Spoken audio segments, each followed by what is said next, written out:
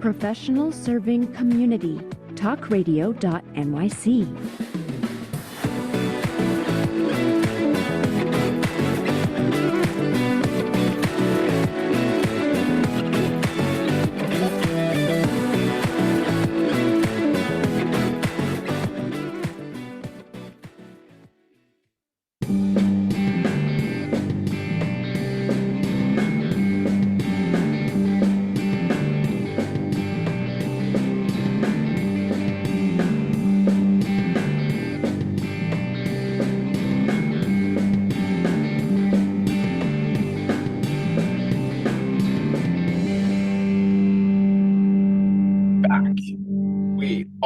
Back. Yeah, world. It's Friday morning. It's your boy Tommy D, the kid, the one and only, the nonprofit sector connector. 2 flights up from the kitchen. I got a lot of coffee running through this body. I might have to break halfway through the show and go get some more of that coffee, though. But that's where I am. 2 flights up from the kitchen, just below the roof in the top of my house. I'm in the attic, baby.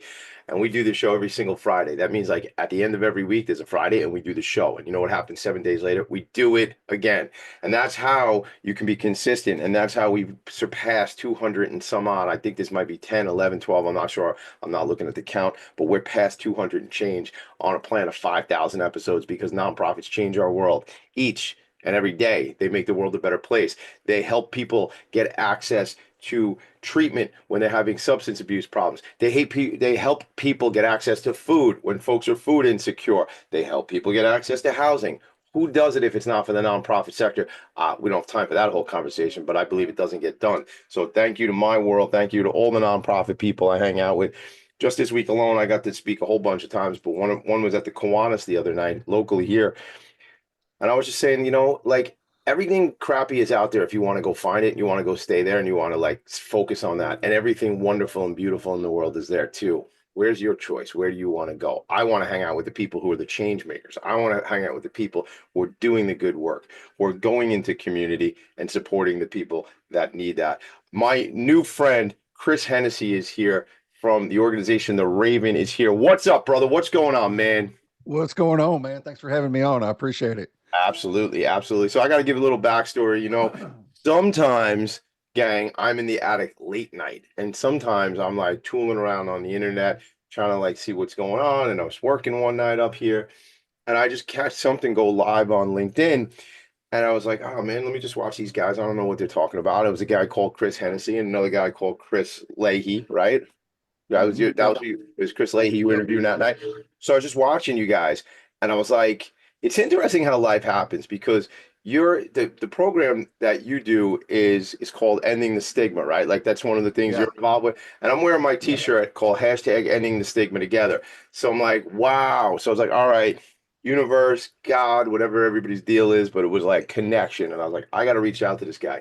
And it's funny how things happen in life because I'm like, look at Chris, man. He's like a celebrity. He's on LinkedIn, like doing a LinkedIn live, right? And then I don't know about all that. I'm telling you, I but use that term loosely, bro. fair enough. No, listen, but it's the same thing, man. Let me tell you a quick story about like all that because I do all these shows. I'm going to the studio later on. I'm doing an episode of hashtag Ending the Stigma. Oh, this show, gang, if I didn't say, it's called Philanthropy and Focus. We're doing a show Ending the Stigma, and then I do 2 episodes of Long Island Changemakers this afternoon. And dude, I am far from a celebrity, just like you're saying, but like Yeah. I show up at like a friend of mine's event and they're like, oh my God, Tommy D, like, thank you for being here. And I'm like, of course, like we're friends, like of course I'll be here. And she was like, Yeah. no, no, like this really means a lot. And I was like, who do you think I am? Like, like Right. you're my friend. This is a cool thing. We do stuff together. It's a fundraising organization. Like, what do we like? Anyway, I do my best. I'm a big fan of the caricature Tommy D, but the guy, Yeah. is just a dude, man. You know what I'm saying? Yeah. For real. Everybody's For laughing, going, real. Tommy, you're full of it. You're an egomaniac. I'm like, no, man, no, not at all. But this show for me, Chris, when we get into the topics of discussion around addiction, around substance abuse, it's important for, I like to just point out, I'm sober now 14 years. Going into this September will be 15 years of sobriety. It's a big deal. It's like I never at 32 would have ever thought at 47 I would be saying that's where I was, but that's it. That's Yeah. true. And I don't always say I'm in recovery. I don't always coin it that way. I just say, I quit drinking a long time ago. I put that aside. That's my deal. but I realize when I'm in certain communities, it's important to call it out and say what it is, man, because it is a struggle. It is a one day at a time thing. And when I had the guys here from the No Matter What Foundation, who I cannot wait to put you connected with them. In fact, there was a little bit going on last night when you were tagging some stuff on Facebook, and I was trying to get these guys tagged in as best I could. Late night, just getting Chris, excuse me, um, Kenny and Kevin. I wanted them to know that you're coming on the show today. They're out here in Long Island. What they do, Chris, is they make sure men and women who do not have access to any resources can get into rehab and then get into sober living Nice. and vocational and stuff like that. Because what I'm learning, and I never went to rehab. I kind of just did my thing and quit drinking. But what I'm learning is some of these rehab facilities don't always have the best vision for the folks that they're serving. Sometimes Yep. Yep. For sure. these guys came on the show, and it was on the show, so it's a real thing. They talked about it, but they said some of these organizations will somebody go in for 30 days, and then the rehab will drop them off back in the neighborhood, and know that they're going to pick them back up in a couple days. Like that's not that's that's not how we do things from a human perspective. That's Not at all, and man. that's a crappy business model if you ask me. But so this to me is important. All of my organizations and all the stuff they're doing is important. But when we're talking about people who are really in a bad spot and need support, you gotta love these types of conversations. So that's where we'll set the stage. I want to talk about you, your background. When they hear you talk, they're gonna know you're not on Long Island where I am with the way I talk and the way you talk. No, It's a little different. Jacksonville, no. Texas. Didn't even know there was a Jacksonville, Texas, but I know there's one in Florida. So we're Yeah. gonna get to you, your background, your story, you know, the loss you experienced and why this organization exists and the work you're doing. So, my brother, I'm glad to meet you. It's funny. I think Yeah. what I said was I think because I follow some of your other folks, like other guys that you're connected to, the husband and wife Mhm. team that run another organization, who I see. Yeah. In Memphis, Yeah, probably. Yeah. Ben and Jess Owen. yeah, it's Ben and Jess Owen, right? So I must Yep. follow them on LinkedIn, and I saw something. Yep. However, it all happened. It was supposed to happen. You and I were supposed to connect late night one time, and then you're here. So, without me talking all through the show, I do like the sound of my own voice, but I want to hear your voice especially today. Yeah. Take it away, Chris Hennessy. The Raven is here. Tell me your story, brother. Let's get into it. Yeah, man. So I'm gonna touch on something you just said, and then I'll go back and tell my story. That's kind of one of the focuses that we wanted to eventually do with the Raven is here is have sober living houses because there's nothing in my county. It's a small rural county in Texas. I joke around like you just said about the accent. I sound like biscuits and gravy and sweet tea. Um, but there's nothing here for those guys. So what good is it, or women? So what good is it going to do us if we can get somebody to rehab and in 30 days they got nowhere to go? Um, so yeah, I'm glad to hear there's other people that are thinking like that too. Yeah. Because But yeah, because this it's is the support, service. right? It's Yeah, support. It's yeah, give we can get somebody, we can get them into a program, we can get them clean and get them like on the right track. But if they end up back in community without support and without guardrails, yeah, what we're human, it's human nature, man. What things yeah, happen. You get back into spots, you got to protect and build walls right around that. So yeah, yeah, what we'll do is we'll definitely take another meeting. We'll get Kevin Kenny on the call. The four guys founded that organization. I was just with a whole group of them. They brought like a dozen people to the Long Island Imagine Awards a couple weeks ago, which is a big award show we have on Long Island about nonprofits. It's a whole nother story. But you and I will jump on a Zoom. That's how, I mean, let me tell you something, man. If we weren't doing a live show right now, I would call and text them and be like, dudes, jump on this meeting. Like if this was you and me on a Zoom, that's how I operate. right, So, so I got to remind myself, like, Tommy D, this is just not some Zoom meeting. You're actually doing a show right now. So, like, right. let's. But I promise you, I'll do text messages and calls and stuff later on to make it all happen. Okay, We'll get that going. perfect, But right on. And I love perfect. that vision that you guys have because it's about evolution, right? It's about okay, so now we're doing this, but now we got to do that, and we got to continue Yep, that support. Yeah. So thanks for bringing yep, that up. So yeah, tell me about you, man. yep. Yeah, man. I grew up in a really good house. My parents are still married. Really strong Christian household. Just, I mean, it wasn't perfect by any means, but it was a good home. It wasn't. It's not the home you would expect somebody to end up addicted to meth and in prison because of it. Um, Not at all. I got out of the house, went a little buck wild, started drinking a lot, um, started doing meth, and it just went downhill from there. And thankfully, I didn't spend a whole lot of years out there doing it. It was maybe 3.5 ish, 4, but that was long enough. It led to a 15-year prison sentence. Um, 15-year sentence. yeah, just doing stupid stuff, Yeah. multiple counts of doing stupid stuff. Yeah. So I didn't do 15 years. I did a little over 8, Mm. almost 8.5. Got out in 2016. Um, Spent about 6 months just regrouping. I didn't go to work. I lived with my granddad here on the land I live in that I'm at now. I have a tiny house on our land now. Um, and just kind of regrouped and refocused and got used to being out and didn't jump right back into working.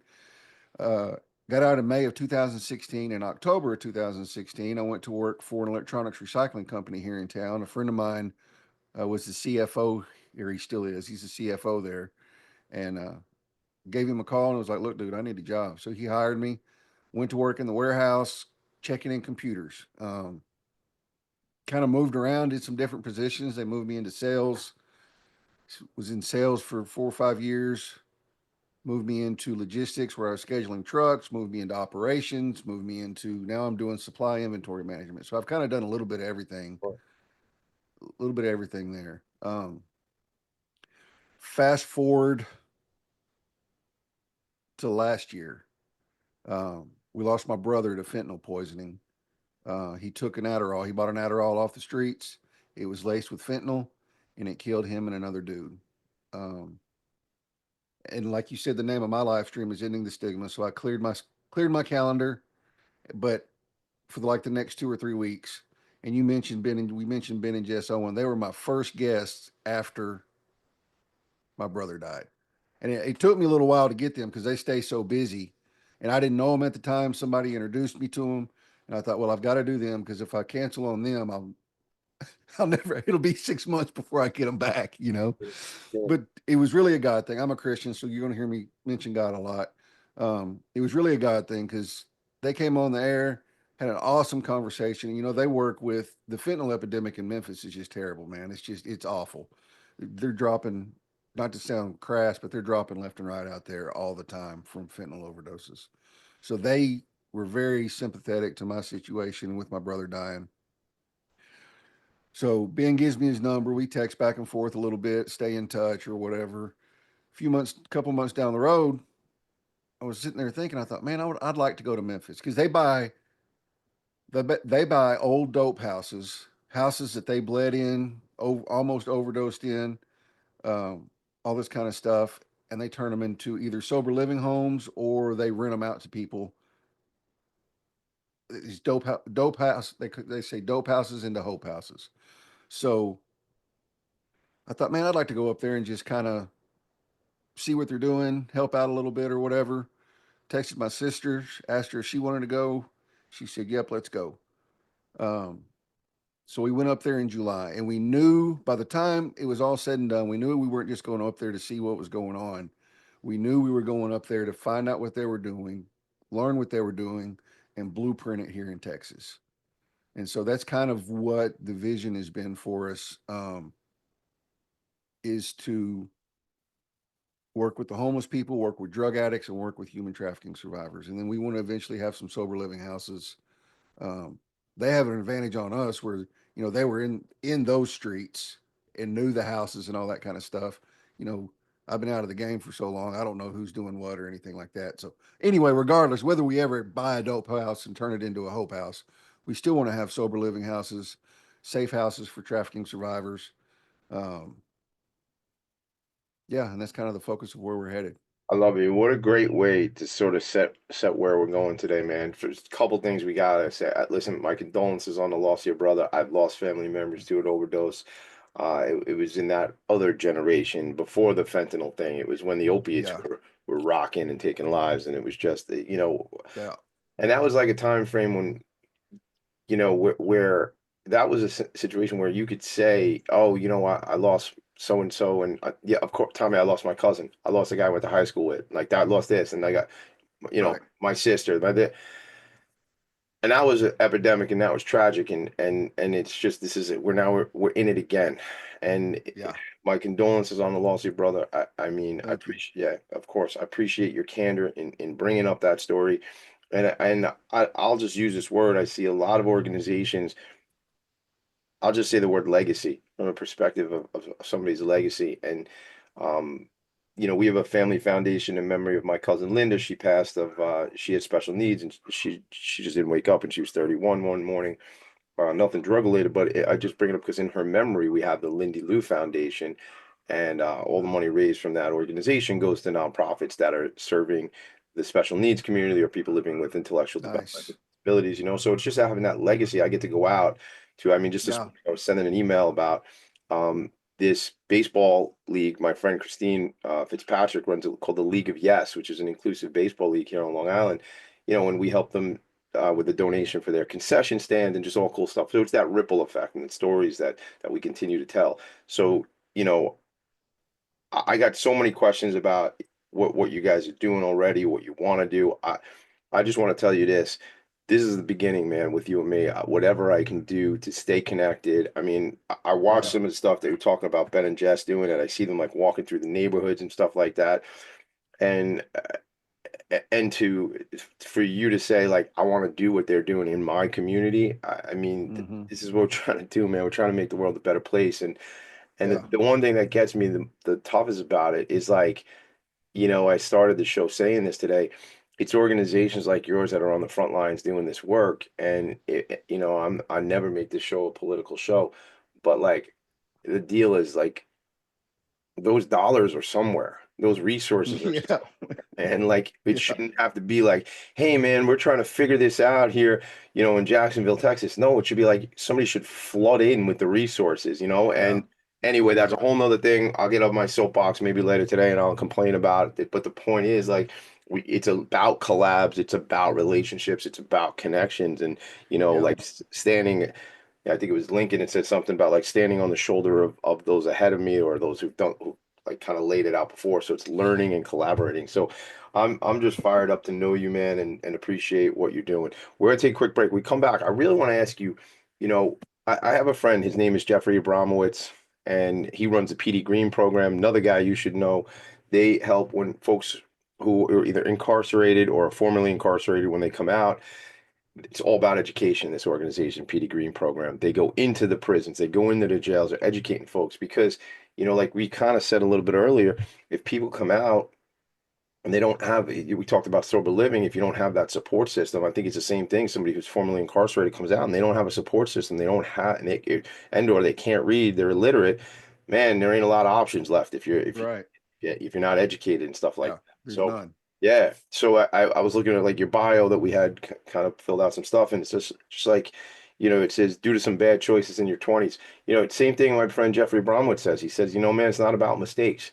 He goes, I made some choices and they were bad choices. And he Yeah. did 5 years federal time. He was an attorney and just bad choices. He didn't Yep. call mistakes, bad choices. So anyway, I bring all that up just to say, man, there's so many connections and so many relationships we can work on. But I want to hear about like, you came after you did the time, you came out and you said you sort of like had to find out where you're going. You were away for 8 years, man. That's like Yeah. world changed, man, So I'd like Yeah.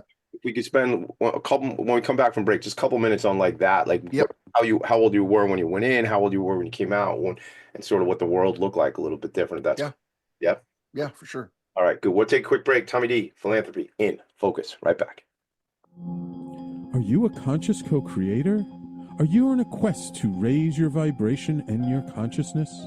I'm Sam Leibowitz, your conscious consultant, and on my show, The Conscious Consultant Hour Awakening Humanity, we will touch upon all these topics and more. Listen live at our new time on Thursdays at 12 noon Eastern Time. That's The Conscious Consultant Hour Awakening Humanity, Thursdays 12 noon on talkradio.nyc.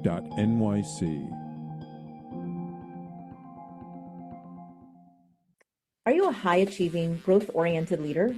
Are you interested in developing your authentic leadership while creating a healthy, inclusive workplace? Hi, I'm Dr. Mira Brancu, host of The Hard Skills on talkradio.nyc at 5 p.m. Eastern on Tuesdays, where we discuss how leaders develop the hard skills needed to make a greater impact. We interview experts, have live coaching, and tackle these challenges. Listen to The Hard Skills on Tuesday at 5 p.m. Eastern on talkradio.nyc. You're listening to Talk Radio NYC. Uplift, educate, empower.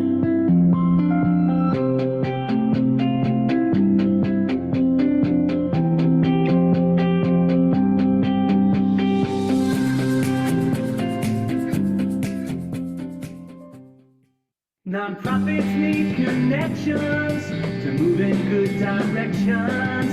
So cut through all the static. Join Tommy in his attic.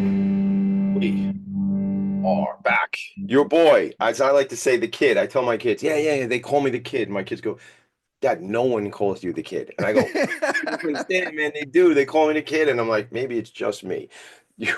And then I'll just try to drop it into Spanish. I go, El Nino, because I'm like a hurricane, baby, because I'm like a natural disaster sometimes. Here's Hennessy, man. I see your shirt, your t-shirt says love. What's it say? What does it say? It says, all right, so love, it says love endures. And this is actually a picture of one of the very first times we went out looking for homeless people. We found a girl and her boyfriend were sitting there under a bridge. They were both high on meth, tweaking out, and this was graffitied on the column, just like that. Yeah, just like that. Wow. And so I went out there and took a picture of it and put it on a shirt and put it up in our merch So store. you got that's in the store? Yeah, it's in the store. All right, shout that out. I'll definitely pick up one of those. Bro, let me tell you what I'm about. I'm about hoodies, man. Like, I'm all about the hoodies. We got hoodies. Yeah, every design we have is in a hoodie. It's a good thing because I can't walk past a spot that has like a hoodie from one of my nonprofits without buying one, man. I'm like, it's just, and I don't know about you, but I don't know what the weather is annually, like throughout the year down in Jacksonville. But I tell you, in Long Island, or on Long Island, I like to say here, we we get all 4 seasons, and the one that comes with all snow, I don't really dig that one, but right. I could do without it if I never saw another snowflake. But like, I love to wear the best outfit: shorts, flip-flops, and a hoodie. When it's just a little chilly out, like you need a hoodie, man. So I rock a lot. There's no more place to put the amount of hoodies I got. So it's yeah, good. Yeah. But I noticed you wear wristbands too, man. We don't have them in the store, but send me your address where to send them, and I'll send you some of ours. Oh, yeah. This one actually, so this thing I'm wearing right here, this one is like the wristband. It says NAMI QN, NAMIQN.org, which is National Association of Mental Illness, Queens, New York, Queens, Nassau. So I'm actually going to their dinner. But then all these beaded stuff, my kids buy me these. I love to have this one here, actually. This one says Unstoppable. It's like, it looks like a little bit like a little kid, like a little girl would wear it. But I actually bought it from one of my nonprofits, Family and Children's Association. My buddy, Dr. Jeff Reynolds, he's on an episode of, he's been on Philanthropy Focus. He's been on Long Island Changemakers, and he's been on Ending the Stigma. He's a big time leader here on Long Island as it relates to nonprofit, it relates to mental health, and just a great guy. So yeah, so I love I don't like to blend, man. You know what I'm saying? Like I don't really blend in well, which is by design, Yeah, for sure. So we got to get some of the swag. Well, by the way, gang, you can go to the website, which I'll share in a little bit, but it's theravenishere.org, theravenishere.org. And then there's a link right up top that says merch. And you guys got really cool stuff. So we'll get into some of that too as we go through the show. Chris, you made some bad choices, we said, right? And you ended up getting a sentence 15. You did 8. I mean, 8 years. That's not a joke, man. How old were you when you went in, and how old when you came out? I was 27 when I went in. Right. Yeah. And I was about to be 30. I was 35, so I was fixing to be 36 whenever I got out. I mean, and that's like, had you ever? Let me put this into perspective for you. Thank you. Everybody was rocking the Motorola Razr. Okay. Yeah. The iPhone had just come out. And nobody had them yet. When you went in? When I went in, yeah. Yeah. When I got out, it was the iPhone 7. So think how much technology had changed. I'd never even seen a smartphone. So let me ask you that, because I don't understand. I don't have that paradigm in that context, fortunately. I watch TV, and you see things on TV, and a lot of stuff is fabricated. But like, is it really that, for lack of a better word, disconnected? Like, you really don't know what's going on, like technology wise in the world, what's going on out there? Just really, I mean, all you really know is just seeing commercials on TV. Yeah, right. Yeah, right. Because you're not, You really you're not don't. physically, you don't see anything. It's not in your, that's, if somebody got a phone in, that's a bad thing, right? So, Yeah, yeah, that was an automatic. Uh, Actually, while I was my first couple months in, they locked the entire state down because somebody had a cell phone and called like a senator or a governor or something, called a politician complaining about something. They locked the entire every unit in the state down and did a search, and then they passed a bill the next house that it was a felony to have a cell phone inside a Texas oh, prison. wow. So Wow. it wasn't just in, you go to SAG for 3 months, Right. no commissary for 90 days or whatever. They made it a felony, like Wow. So you're while I was in there. if somebody's already in and then you catch a forget about it. Okay. No, Yeah, yeah, that's a game changer. But again, this is yeah, Texas, right? yeah. This is Texas. Yeah, yeah. Wow. All right. All right. So you come out like you sort of don't really have context, and you said you kind of just my words, not yours, but you kind of just chilled out, trying to regroup. I think you said I trying to did. figure out what was next. I mean, before though, did you have? I mean, obviously you're into the meth, and probably got the fact that you went away. You did some things, right? So. Hmm. Um, did you have like a career path or anything like had you thought about that stuff, at 25, 26, 27, or was that a like you had to kind of make that all happen when you came out? Yeah, I was actually a cop when I got arrested. And I hadn't been a cop very long, just a few months, but I was already like not doing things I was supposed to do. Like it was all like being a cop was a dumb career path for me because of the stuff I was doing. But so yeah, when I got out, I had no idea what I wanted to do. Yeah, Um, like no clue at all. Um, and I ended up in a pretty good place. It's I yeah, have it all. I mean, I'm out in the warehouse now a lot with my current position, but I have an office job and make okay money for my area, and yeah. it's been really good. That's great. Yeah, I mean, and that's that to me, I think you know in this country. I can't get into the mass incarceration and how terrible it all is, and Yeah, that whole thing. I could, but we don't have the time. I want to talk about other things, but I just think like you did whatever you did. You made your choices. You did your time. Okay, now let's get back on track. And I let's think do we're it. getting right in a lot of cases we're evolving to that. But I mean, even like even 15 years ago, I feel like if you filled out a job, anybody, if a person filled out a job application and said they either did time or they had a felony, it was like they're not even getting a second look. Now, Yeah, certain organizations are like, listen, we want to pour into those people. We want to take care and look out for those people and support folks who have been in the system. And then I think as a society, we're like, or I'll say this, what we should be doing, if we're not doing it everywhere, is going, okay, you did it. Now you're here. Let's get back on it. Let's get after it. Let's get you back on track. So, yeah, it should be a second opportunity or to absolutely, man, grow and expand. absolutely. Yeah. And that's originally how my show Ending the Stigma started. Was I would bring people on and I had a co-host back then. Met him on LinkedIn. His brother actually just died a few weeks ago from alcohol. He was a bad alcoholic and his body just shut down. But that's how it started. We'd bring people on that had anything to do with any kind of justice related, whether they were on probation or whether they were a family member of, someone who had been incarcerated, struggled with addiction. I had a former Texas warden on, and he and I are really good friends now. And he actually um, he actually is going back to school to get his law degree to become a criminal defense attorney at Wow. 55 or 60 years old, man, because he Yeah. saw, he went to work when he was 18, worked death row and retired as a warden. So he saw grandkids of people he had when he was, in his early on in his career coming through. So he And he just saw the saw three generations. generations. So sorry to interrupt. Yes, I he's was seen, hearing like, no, you're good. Yeah, he's seen yeah. 3 generations, seen the dad, seen the grandkids.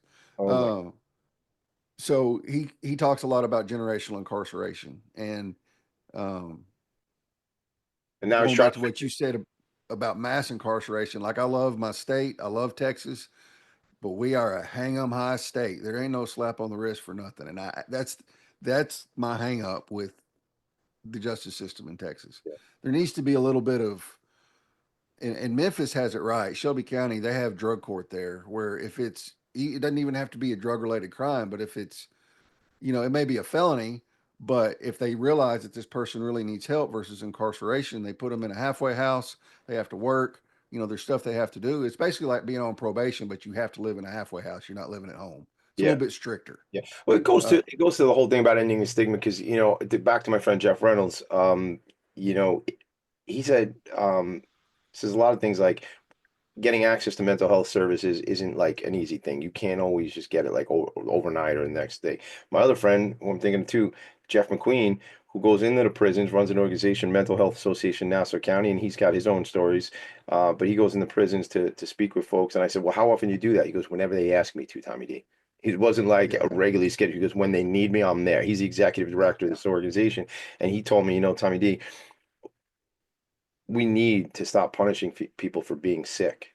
We need to stop Yeah. punishing people for being sick. And I'm not going to go into history here in New York, but the Rockefeller drug laws were a thing here in New York that was put people away for lifetimes for Yeah. drug stuff. And I'm not talking about being a kingpin.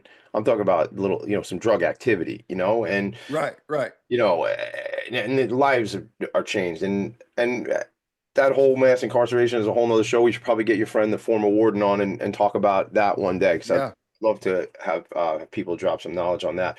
Believe it or not, Yeah. we got to go to another quick break in a sec here, but when we come back, I want to get into the org. What, like, with your brother passing, your family comes together and it says, we got to do this, we got to make something happen. And I want to hear about what it looks like day in and day out, the programs, what you guys are doing out there, how people can plug in, how people can help. So we'll get into all that when we come back. How's that sound, Chris? Okay. Sounds good, man. All right, good stuff. Philanthropy in Focus. Right back.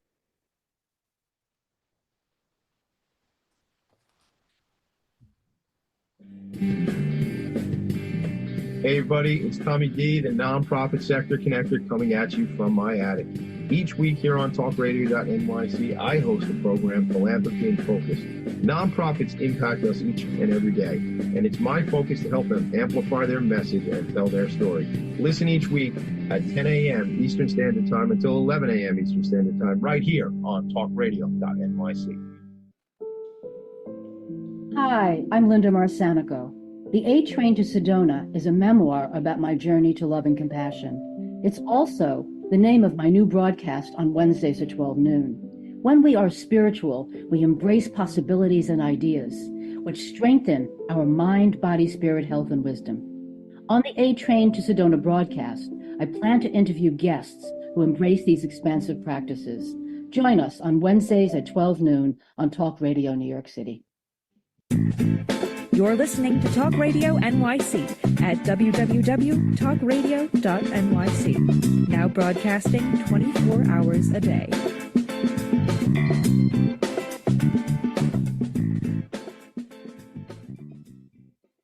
Nonprofits need connections to move in good directions.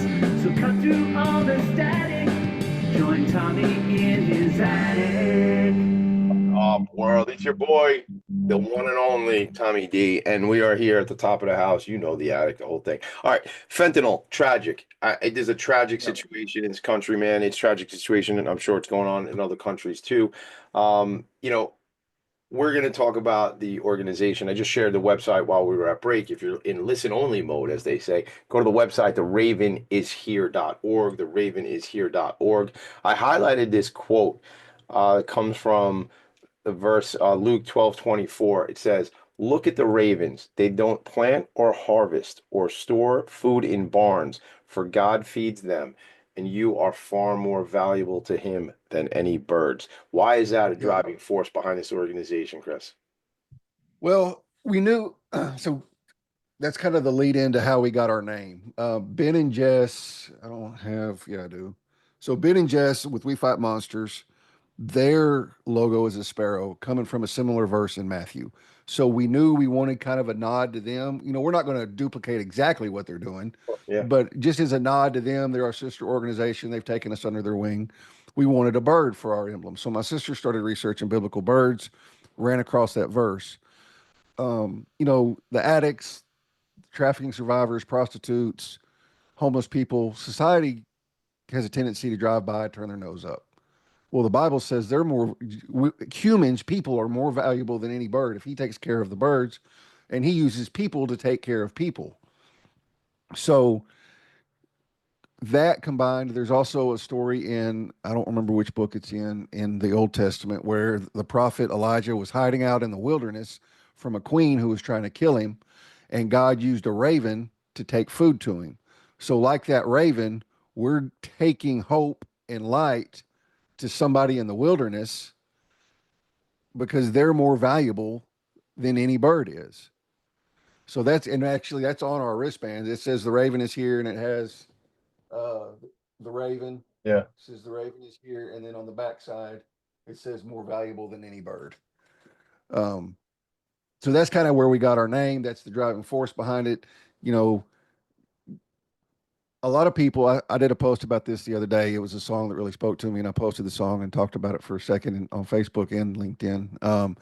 But you know, when you see the guy holding the cardboard sign, how many times have we said, man, if he could stand there all day, he could get a job? Mm. Well, the truth of the matter is, we've never walked 2 steps in that dude's shoes, let alone a mile. So we don't judge. We meet people where they're at, not where we want them to be. That's also on a shirt. Um, I like you, man. You get it. What is it on a hoodie, Chris Hennessy? It is on a hoodie. Yes, it is. Yeah, we meet them where they're at, not where we I know a want little them bit to be. about addiction, and one of my addictions is hoodies, brother. So you know, Yeah, right. uh, I like meet them where they're at. 100%. Like, I mean, that's critically important. I, and I'm guilty of that. I used to, Yeah, I have been too in the past, man. 100%, Like, because it's just what we do. You're like, come on, dude, let's go get a job. You know what? Or, I'll buy you a sandwich or whatever, so you don't go out and buy a bottle of rum or a bottle of scotch, right? But maybe, you know what? And I can't remember who told but me. you know, let me Yeah, interrupt you for a second yeah, because I saw Ben do this the first time we were in Memphis because he gets it. This dude came up and asked for money. We were getting gas in his truck, and he gave him $3. yeah. And the dude said, "Man, now I can get rid of these shakes." He was an alcoholic, and I don't No, know. right. Yeah, and if your body doesn't have it, your body becomes dependent on alcohol, and you get the shakes, and you start feeling bad. Yep. And Ben said, "Man, I've been there, dude. I understand it." Ben knew he was going to go buy beer with it. And that's all, but that's not, and I'm with you, and that's where I was going too, because you know what? Okay, so the guy is going to go buy. Guess what? It's Right. okay for the guy who had a really rough day, or the woman who had a rough day, or whatever, and goes home and opens a bottle of wine and has 3 glasses of wine, or half a bottle of Right, scotch, right, or whatever, right? But like that, but that guy lives in a house, so it's all right that he has to take the edge right, that way. But God right, forbid the guy who lives on the street, right, who's eating out of a dumpster. How dare no you? I'm going to go to Subway and get you, right. a foot long, and a bag of chips. How about it sucks out here, Tommy D? Maybe I Yeah. need three Well, bucks. if the dudes, if they're coming down off of opiates or off of alcohol and they're sick to their stomach, they're not going to eat it anyway. Right. And You know what I mean? Like yeah, I they get can't that. eat it. But that goes to meet somebody where they are, like, and that Yeah, thing. But I again, evolution, man. yeah, As a younger guy walking down the street, you just think, come on, dude, what are you doing? No, you don't know their story. And if we just yeah, found compassion and love and everything and just meet somebody where they are, I have this one quote that I use. I used it the other night when I was speaking at an event, and it's from Robin Williams, and it says, everyone you meet is fighting a battle you know nothing yeah. about.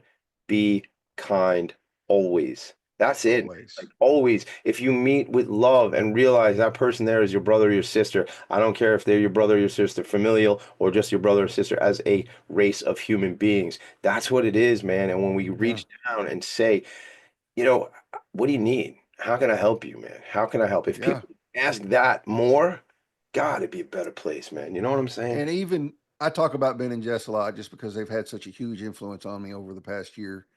But one of Ben's stories that he tells is he was on the side of a gas station, no shoes on, dope sick, tired of it, getting ready to go commit suicide. And a lady smiled at him, smiled at him, made eye contact and smiled at him. How many times have we seen a homeless person not even made eye Yeah. contact with Yeah. him? He said that smile made me thought, well, I'll live another day. And then Yeah. he ended up not doing it at all. And Just from a single smile. how many lives have been saved? And I have a story about that. I was on the F train, Hundreds, hundreds of hundreds. lives, They're right? on upwards of 300 now of people they've Upwards of gotten in 300. rehab. Now, So, yeah, Lee, we talk a lot. I talk a lot about ripple effect, right, Chris? yeah. What happens if he did take his life that day? That is 300. Wouldn't have We Fight Monsters, and Right. we may not have been inspired. We probably wouldn't have been inspired to do what we're doing. Right. So that's a negative way. But what's the positive way? He's a man who's with us in the work, turning dope houses into hope houses, and inspiring you.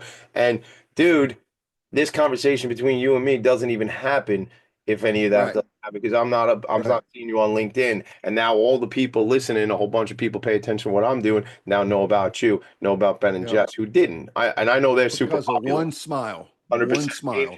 Dude, I'm telling you this, 20 years old. I'm going to school in Manhattan. I lived on Long Island at the time. I'm going to school in the city. I'm on the F train. I'm having a bad one. I told this on my show, Ending the Stigma, and I can't believe I've actually told it. I'm telling it again. I was really low, really low. Yeah. And I'm like 20 years old.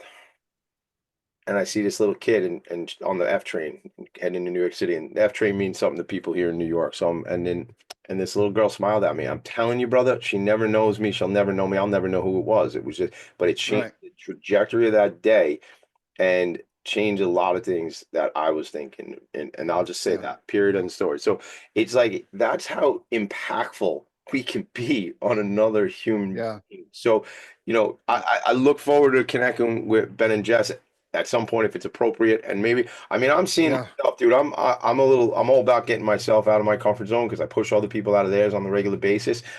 Never been to Memphis, you know? And there's more to see apparently It's than just, life changing. yeah, more to see than Freaking just where life changing. Elvis grew up, right? You know what I'm Yeah. saying? Yeah.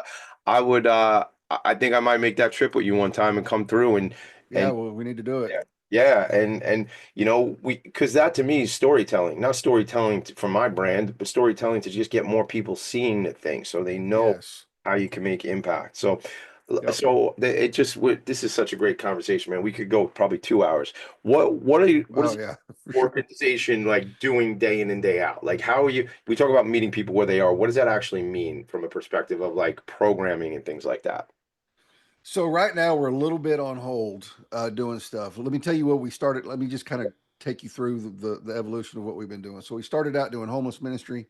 We really like our focus is really on the addicts and the trafficking survivors. We're never going to not help a homeless person though if we see them. We were taking home cooked meals to them. There was 3 different camps we knew about, totaling about 10 or 12 people. We were taking home cooked meals to them once a week, and even simple things like, we'd bring them ice for their cooler because they'd get the rejects coming out of the dumpster at the grocery store or whatever, the day old stuff that Yeah, they're throwing away. Ice for their cooler so they could have, to keep their meat cold, keep their or waters cold. We take them water and Gatorade. We take them sodas and cigarettes, like things most people don't think about. Canned goods, chips, like all that kind of stuff. It wasn't just one meal a week. We tried to set them up for a couple of days at least. Um, we did that for a while, and then the city came through and busted up all the homeless camps, ran them all out. Um, we heard where they were in some abandoned houses. One was in the hood, one was kind of on a main drag. And so we kind of talked about it, and we kind of put the going to them once a week on hold too, because if they're in abandoned houses and they're safe yeah, and they actually have more shelter than a tent, one, we don't want to draw attention coming in and out of there all the time, yeah, right? You know, yeah. rolling up 3 SUVs deep Yeah, in well, in right, right, and there's somebody seeing all this activity, and the neighbors are going, "Whoa, that's an abandoned house. What's going on?" Right, forget it. And then they're yeah. back out on the street. And then we didn't want to be trespassing either. We didn't want to cause problems with the city. Yeah, Because we want to work to build a relationship with the city. We don't want them going, we all are trespassing. These yeah, dudes were trespassing. yeah. So, and I honestly hadn't even seen them out on the streets lately. So I don't know where they're at or what they're doing. And I drive around periodically and look for them. We've made a few trips to Memphis to help them out. The goal, like I said, is to have some sober living houses, halfway houses. And that just comes down to funding. And we're still waiting on our 501c3 to be approved. So I hadn't pursued any grants, haven't pursued anything as far as funding goes, because I want to have that. I don't want to say I'm pending. I want to Yeah. have that solidified before we start doing it. When when Um, we're having one of our offline Zoom meetings, I'm going to get you sorted out with some connections and things to see about expediting. okay. So we'll talk about that. Yeah, because I filed it in September. I need to call them. It's just working during the day. It's hard to Yeah. carve that time out to call the IRS. And Yep. anyway, that's just like getting a tooth pulled. Yeah. So, and I need to set up, one of our board members works for the probation department. She's a receptionist, and she told the head of the probation department what we're doing, and he was super excited about it. So, going to set a meeting up with him and kind of use him, see what their needs are. You know, do they need somebody that's on probation that needs a little more intensive supervision other than living at home, but live at a halfway house or a sober living house.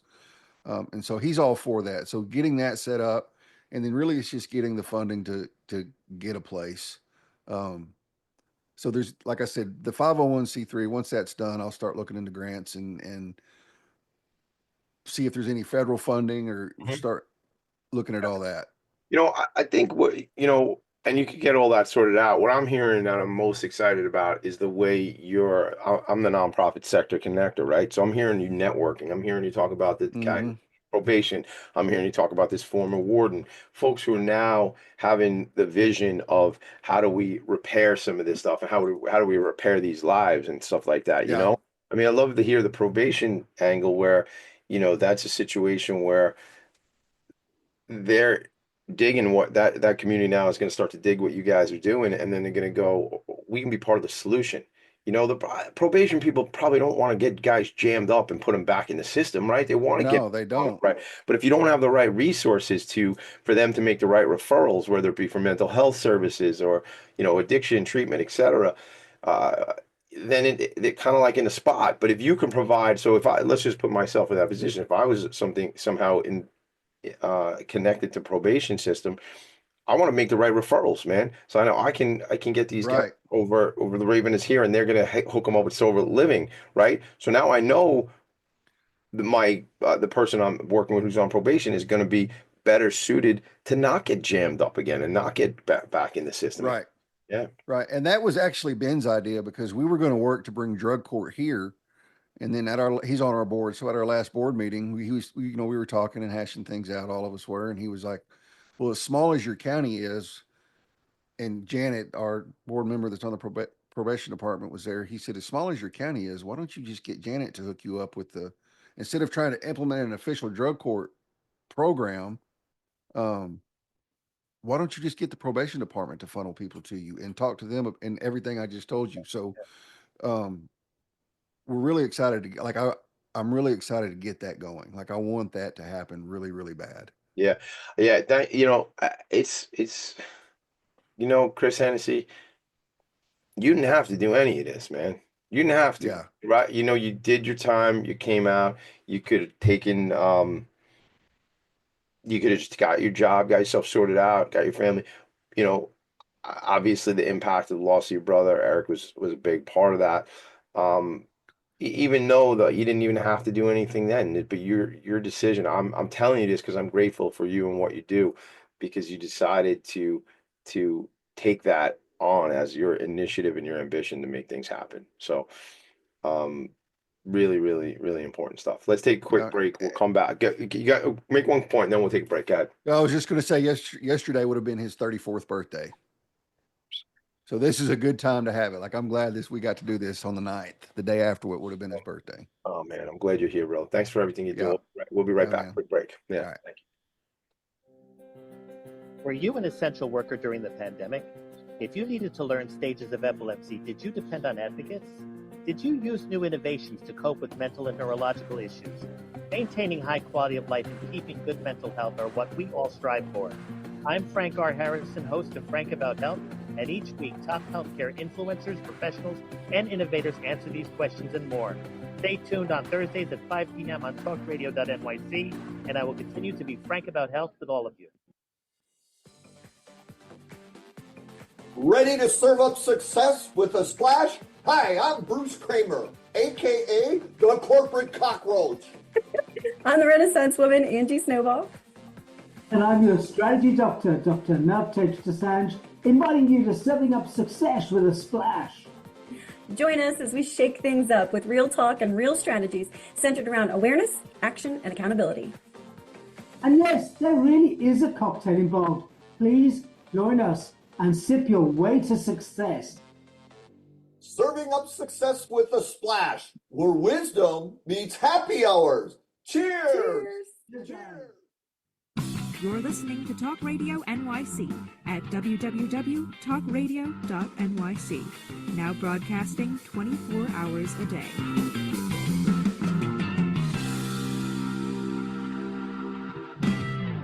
Nonprofits need connections to move in good directions. So cut through all the static. Join Tommy in his attic. We're back. We're back. Cut through the static, baby. Let's go. Chris Hennessy is here. Yeah, and man. it is here. So I was just sharing. That's a picture of brother Eric right there that I was sharing, right? Yep. Yeah. So Yep. would have been 34. You know, God bless, man. So, again, my condolences and sending love to the family. I got to get myself one of those Love Endures shirts. Yeah. And that Deuces, like that was his signature move. Like we have a ton of pictures of him doing that. So on all the hats don't have it because I can't figure, the place we use doesn't let us embroider on the side, but all of our shirts, everything else has, when you see that Deuces on there, that's what it is. That's his thing. That's his thing. Yeah, you know, I'm gonna actually share that while we're talking. Yeah, man. I'm gonna go to the merch spot right now. You know, we had somebody in our family who we lost, and he used one finger, and that was his signature. It wasn't Deuces. It was a single. Right? But there's many pictures of a very good close friend of mine who always would flash you the bird, as we say here. Yeah. Here in New York. So I don't know if I'm sharing, I'm not sharing. I'm going to try to share the page real quick. I'm getting distracted, Chris. I'm distracting myself. But like, here's some of the swag. I call it swag. We call it merch, but here's stuff. And I see it here, like on the side arm, you got the, you know, on the side arm. Every time I move my cursor, it moves it, but I want to point with my fingers, but I don't think that's going to help anybody who's watching. No. But there's I do that all the time too. It's funny. You know how many times I try to touch my monitor and it's not a touch screen? A lot of times. Yeah, right. Yep. So acta non verba. What's that mean? Deeds, not words. Deeds, not words. Do it, It's right? Latin for deeds, not words. Yep. Not words. I love it, man. You Do got the damn thing. super creative, man. Just do it. You know, roll up your sleeves and get it done. What do you, when you think about in terms of like what you need, type of connections and stuff like that? I mean, you're going to meet the guys from no matter what foundation. You know, my buddies up here on Long Island, we're going to get that going. But some other connections, relationships, like as it relates to even just like local Jacksonville, local tennis, but Texas, like local stuff. What are you thinking about? Yeah, I would like my biggest deal is I'd love to get in with the city manager and the mayor and just talk to them and tell them what we're trying to do.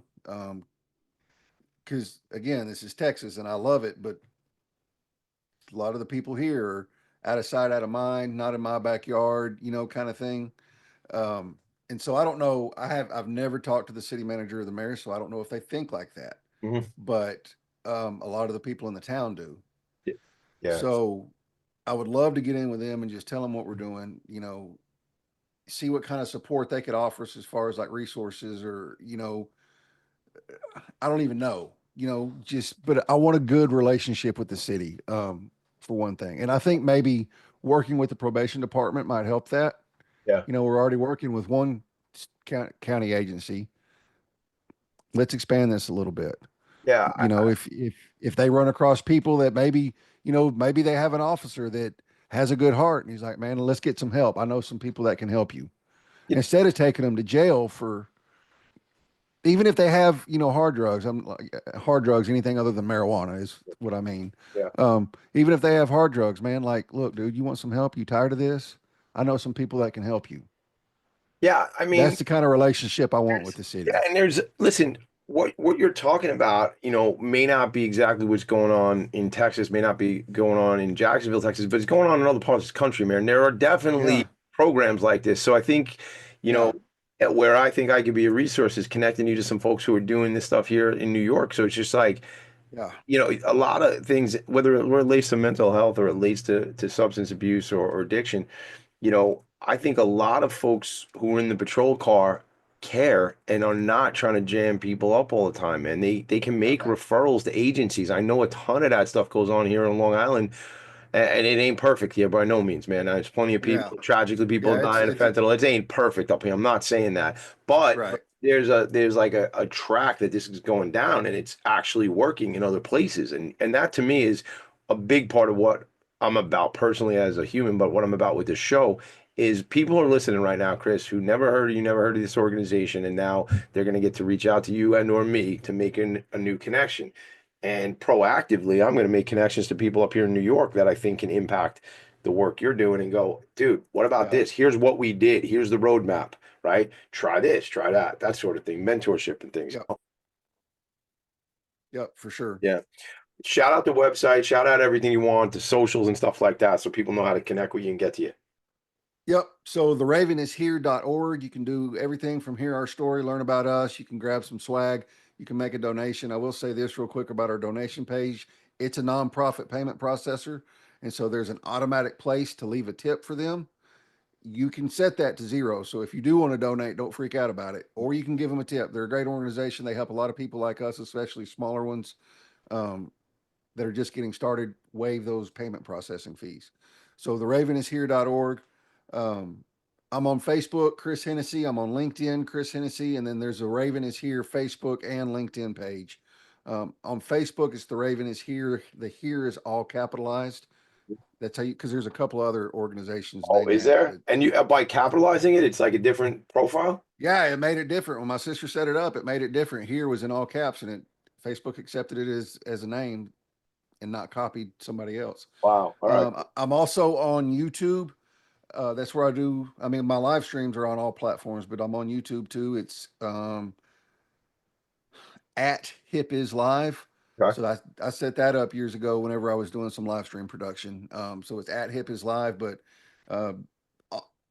there's 2 or 3 different shows on there right now. All I do is Ending the Stigma. It's live every Monday night at 7 p.m. Central, 8 p.m. Eastern on LinkedIn, Facebook, and YouTube. Yeah, and that's how I found you, bro. It must have been, what time is it on Monday night? 7 p.m. Central, 8 p.m. Eastern. Yeah. So I was, I thought it was later when I was up here. I was just, tooling away and I found you guys and was totally inspired to connect with you. Listen, I can't tell you how much. It'd be impossible for me to tell you how much I appreciate you leaning in and doing the work because, it's folks like yourself that just get it done, and thanks for having me on, bro. I appreciate 100%. it. You're welcome, brother. I can't wait to eventually meet you in person one day. I know that'll happen. Yeah. And, shout out to some of the folks you dropped some names on, certainly Ben and Jess as mentors to you and, some of your board members and things like that, because gang, it's about volunteerism. It's about doing service. No one has to do this. It's a choice. No one has to do this stuff. You guys leaned in and did it. So thank you, Chris, so much. I appreciate you, man. We're gonna connect again soon. We got a whole nother bunch of stuff we got to do that none of these people know about because we're gonna do it. Yeah. If you guys are looking for me, TommyD.NYC on the Instagram, the Nonprofit Sector Connector on Instagram, Ending the Stigma Together on Instagram, and Dimisa is spelled D-I-M-I-S-A, so you can find me everywhere, Tommy D.